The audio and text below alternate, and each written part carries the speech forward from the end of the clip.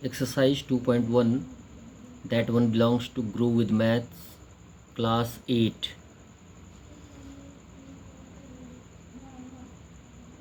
It's one second question, that is simplify.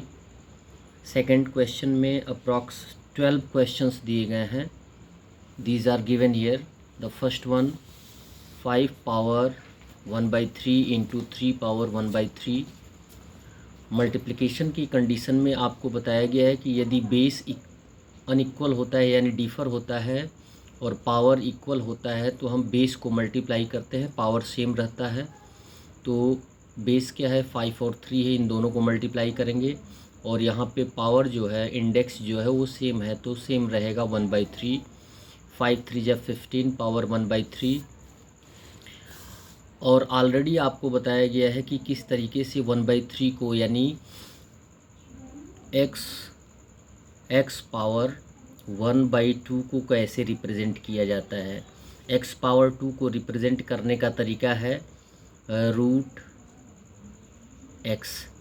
यहाँ पे 2 है ऑलरेडी, यानी स्क्वायर रूट फाइंड आउट करना है. यहाँ पे 1 लिख भी सकते हैं और नहीं भी लिख सकते हैं, इसलिए हमारा आंसर आ जाएगा यहाँ 1/3 है तो ये क्यूब रूट ऑफ 15 आ जाएगा answer. Second one is given here, 5 power 4/3 into 5 power 2/3. अब यहाँ पे मल्टीप्लिकेशन का कंडीशन है लेकिन बेस इक्वल है, तो बेस इक्वल है तो हम पावर को क्या कर देंगे, ऐड कर देंगे. 4/3 प्लस 2/3 ये पावर है. ऐड करने का तरीका आपको बताया ही गया है कि यदि डेनोमिनेटर सेम होता है तो एलसीएम हो ही आता है, न्यूमरेटर को ऐड कर देते हैं तो 4 + 2 कितना हो जाएगा, 6/3. 3 से 6 को रिड्यूस कर देंगे, 3 1 जा 3, 3 2 जा 6, यानी 5 का पावर कितना आ जाएगा, 2. और किसी भी नंबर का पावर 2 होता है तो उसको 2 टाइम्स मल्टीप्लाई कर देते हैं, यानी 5 × 5 इक्वल हो जाएगा 25 answer. Third question, 100 power 3/2 divided by 100 power 1/2. यहाँ पे डिवीज़न का कंडीशन है. डिवीज़न के कंडीशन में यदि बेस इक्वल होता है तो हम क्या करते हैं, पावर को सब्ट्रैक्ट कर देते हैं यानी माइनस कर देते हैं. तो पावर यहाँ पे 3/2 और 1/2 दिया गया है, माइनस कर दिया जाएगा. माइनस करने का भी तरीका आपको आसानी से आना चाहिए. 3 - 1 एलसीएम कितना हो जाएगा, 2, क्योंकि डेनोमिनेटर सेम है. और 3 - 1 हो जाएगा 2/2, यानी 100 का पावर कितना हो जाएगा, 2/2. और 2 से 2 रिड्यूस हो जाएगा तो पावर आ जाएगा 1, यानी किसी भी नंबर का पावर 1 होता है तो सेम वैल्यू आता है, यानी 100 आंसर आ जाएगा.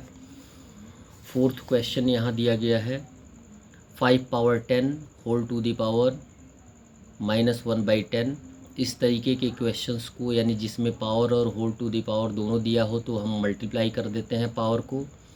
तो 10 × -1/10 को मल्टीप्लाई करेंगे तो 10 से 10 रिड्यूस हो जाएगा और उसके बाद आपके पास आंसर आ जाएगा 5 पावर -1.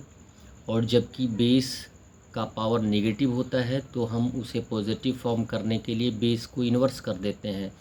या 5/1 है तो 1/5 आ जाएगा. ये हो गया आंसर. नेक्स्ट है fifth question, 400 power 1/2 whole to the power 4 दिया गया है. तो सबसे पहले हम पावर को मल्टीप्लाई कर देंगे. तो 1/2 × 4, 2 से 4 रिड्यूस हो जाएगा तो 2 आ जाएगा, यानी 400 का पावर 2 आ जाएगा. अब इसे हम फैक्टराइज नहीं करेंगे. फैक्टराइज कब करते हैं, जब एक ही नंबर को जितने टाइम्स मल्टीप्लाई करने पर वह नंबर आता है तब हम प्राइम फैक्टर्स फाइंड आउट करते हैं. और यदि ऐसा नहीं होता है तो हम क्या करते हैं, उनका आंसर फाइंड आउट कर देते हैं. यानी 400 का स्क्वायर है तो 2 टाइम्स मल्टीप्लाई कर देंगे तो 160000 ये आंसर आ जाएगा. 6 क्वेश्चन है, 5 power 0 whole to the power 0. ये ऑलरेडी आपको बताया गया कि किसी भी नंबर का पावर यदि 0 होता है तो उसका वैल्यू 1 आता है. सपोज़ यहाँ पे हमने मल्टीप्लाई करके बता दिया है कि 0 × 0 0 हो जाएगा और 0 हो जाएगा तो 1 वैल्यू आएगा. फिर 7th क्वेश्चन यहाँ पे दिया गया है, 2x 2x power 1/2 by y whole to the power 4। यहाँ पे पावर जो 1/2 है ये x का है।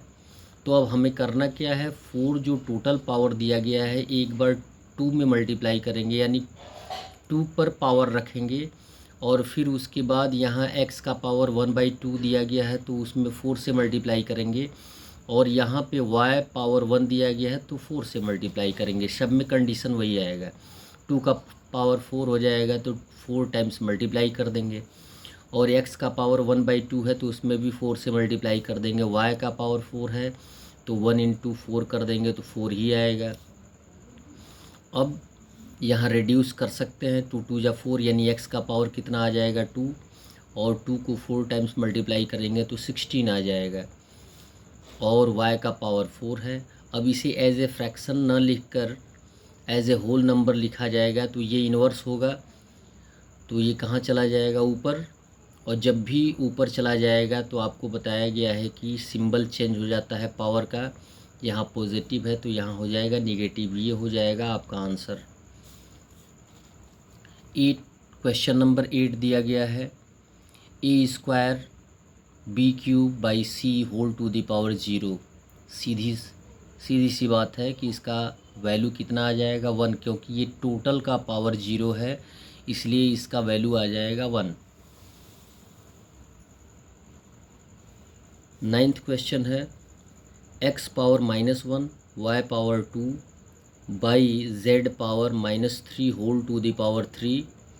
अब ये अलग अलग टर्म्स हैं, अलग अलग टर्म के पावर में 3 से मल्टीप्लाई कर दिया जाएगा तो x का पावर -1 × 3 हो जाएगा, y का पावर 2 है तो × 3 हो जाएगा, z का पावर -3 है तो × 3 हो जाएगा।